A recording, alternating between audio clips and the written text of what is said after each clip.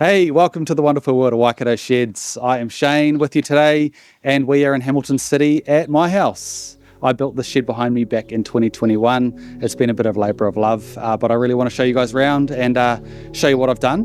It is a city-sized shed, but I think you'd be surprised at just how much we've managed to fit into this space. So why don't you come on down and we'll take a bit of a look.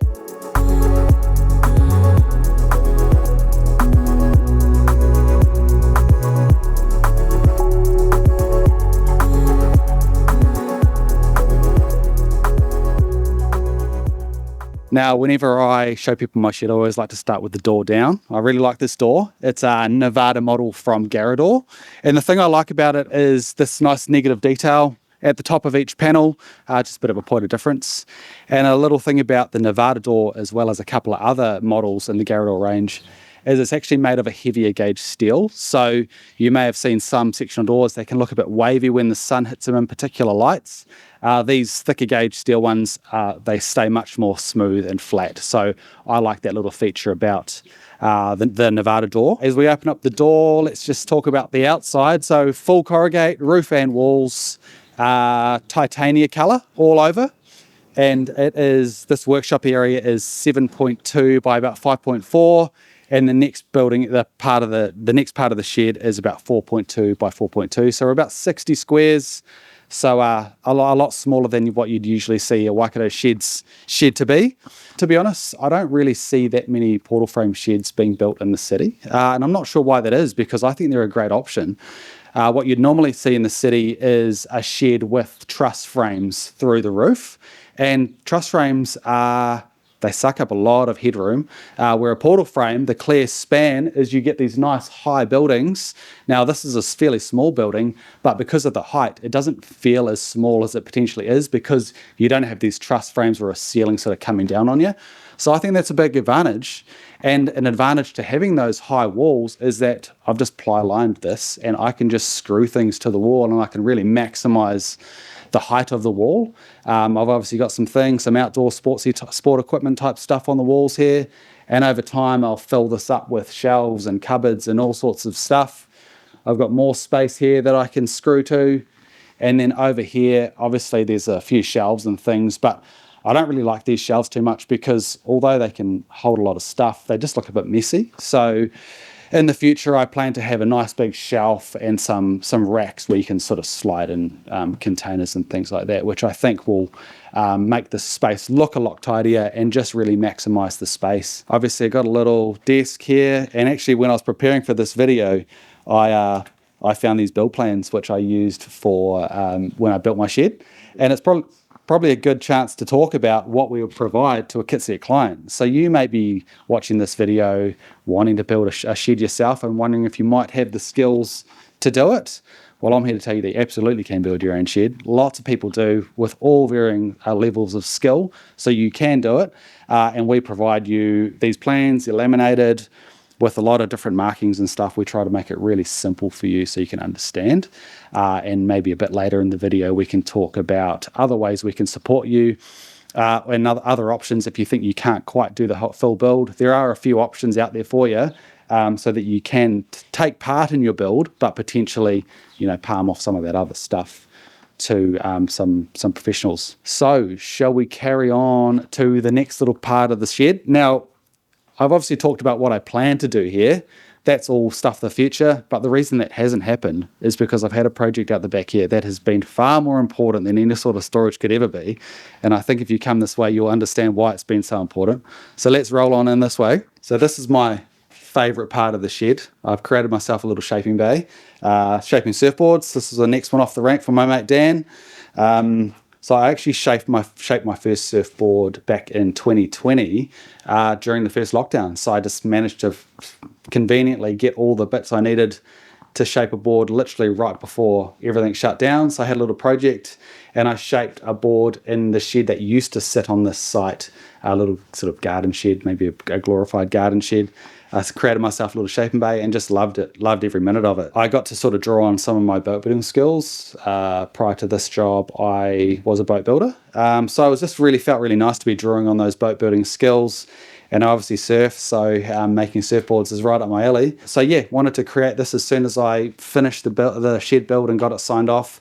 I started building the shaping bay. I got a divider wall from Steelhouse, and I sort of blocked off a little area for myself, which obviously cuts into the shed, but hey, what's the point in having a shed if you're not going to do the things you want to do in it? So I carved off a little bit, and yeah, been loving it. So this is my third board so far. So yeah, if you want to follow along, I do a bit of create a bit of content. Shane Learns to Shape, so give us a follow if you're interested. But yeah, a little bit of insight into what I do in my shed, and shall we keep moving on? Let's go to the next little part of the shed. All right, let's come on around this way to the bathroom. So I decided to put a little bathroom in between the two areas, mainly so we could share the space, which is always pretty helpful. And the goal with this bathroom was, I don't know, just to try and make it feel nice for our guests. Tried to make it feel a little bit fancier. We've got the little rainwater shower head, so that was a nice little touch. And another little touch, which I was stoked on my Sparky mate, was we add this little light here with a sensor up above. So at night time when you walk in, it just has a nice little soft light rather than having to turn the main lights on and wake yourself up.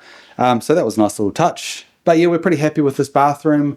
This is where the fit out was started to be more timber based on the inside of the shed. I built these timber walls and followed the roof line to try and make it still feel high. Didn't want to enclose it too much. But yeah, this is all built out of timber and then finished with jib aqualine, which took a long time. You'll see this little shelf here. Well, there's actually a portal in behind there, but because of the position of the bathroom, I decided to make try and make a little feature, I suppose, and create this little shelf beside the portal. So yeah, pretty happy with this little part of the building. It feels nice for our guests. Feels like they're getting away from it. And then we come on through this way to the bedroom.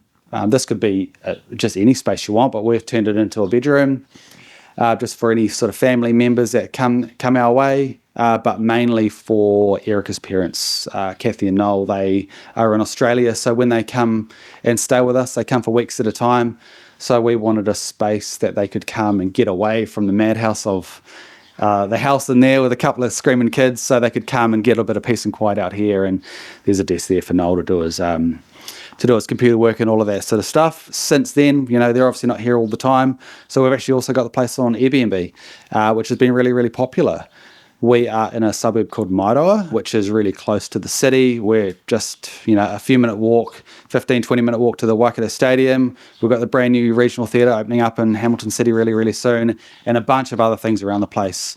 So this location with this room has been a really popular choice for visitors coming to the city. Yeah, this is probably part of the build that I would actually do differently if I was to build it again. This is all shed structure, and then I've had to put timber ceiling battens up the steel structure, and then stick my insulate it first of all, and then stick plywood to that. If I was to do it again, I would get Steelhouse to produce their steel frame for this particular part of the build. I would do portal frame for the shed, and then Steelhouse for this bedroom area.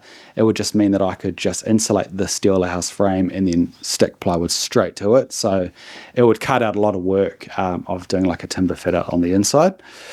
And also shout out to my dad, Ian. He helped me through heaps of this build. He helped me build the exterior structure, and then we did a bunch of work in here with him as well. So thank you, Dad. Lifesaver, always provided me good help when it comes to the DIY department. Let's go on through and let's have a look at this outside area, and I'll touch on a few more things about the exterior.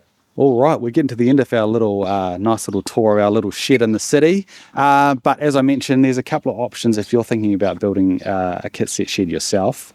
I would say, in my experience, the hardest thing I found was the flashings. The cladding and the flashings is a really big job. It's totally achievable if you've got patience and you want to just work through it yourself and take your time, get used to some red and green snips. getting used to cutting those flashings. But the option, if you wanted to try and if you didn't quite think you were up to that level, or you wanted to try and outsource some of it, there's no reason why you couldn't just frame the shed yourself, build the structure, and then you could get a roofer in to do the cladding, the roofing, the flashings. I would say that's a really good option. So have a little think about that. No matter which way you go, whether you try to do the whole thing yourself or get someone else in, I'm here in the office to guide you along the way. We've also got Quentin, who's a fellow PM, project manager. We deal with a lot of kitset clients of all different levels, and we provide a lot of information, whether it be phone calls, emails, photos. Mark, our builder, he's worked a lot on a really good how to build your own shed YouTube series. So there's a wealth of resource there that Waikato Sheds can provide. So whichever way you go, we will help you along every step of the way. And make sure that you get a good shed at the end of it. All right, that's it. Thanks heaps for stopping by. It's been a pleasure showing you through my little shed. Hopefully you can see how much you can pack into a small space when you really plan it out. And hopefully if you're thinking about building a shed yourself, hopefully I've given you a bit of confidence in what you can do and the support we can provide. Appreciate it. You guys take care. Bye for now.